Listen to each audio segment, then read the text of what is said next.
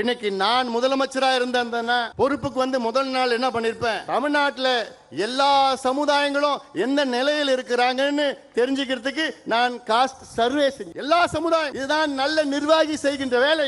ஏன் செய்யணும்? அப்போதான் எல்லாமே முன்னேற்ற முடியும். எல்லோருக்கும் எல்லாம் என்று பேசினா போதாது, கிடைக்காதவர்களுக்கு கிடைக்க வேண்டும். இதற்காகத்தான் இங்கே நாம் கூடியிருக்கின்றோம். ஒரு உதாரணம் நான் சொல்றேன். தமிழ்நாட்டில் 377 சமுதாயங்கள் இடஒதுக்கீட்டால் பயன்பெறுகிறார்கள். 377 சமுதாயங்கள். இதில் பட்டியலின மற்றும் பழங்குடி மக்களுக்கு 19 விழுக்காடு இடஒதுக்கீடு. இதில் கிட்டத்தட்ட 114 சமுதாயங்கள் பயன்பெறுகிறார்கள். பட்டியலினம் பாத்தீங்கன்னா எஸ்சி ஷெட்யூல் காஸ்ட் பாத்தீங்கன்னா 3 பெரிய பிரிவுகள், ஆனால் உட்பிரிவுகள் 76 பேர் இருக்கிறார்கள். அதே போன்று பழங்குடி இனத்தை சார்ந்தவர்கள் 1 விழுக்காடு தான் இடஒதுக்கீடு, ஆனால் அவர்கள் 34 பிரிவுகள் இருக்கிறார். அப்படி இந்த 34 பிரிவில் வெறும் 4 பிரிவு தான் எல்லா இடத்தையும் எடுத்துட்டு போகுது. மீதி 30 பிரிவுகள் கிடைக்கல. இது எப்படி நீங்க தெரிஞ்சுப்பீங்க? யாருக்கு கிடைச்சது யாருக்கு கிடைக்கல?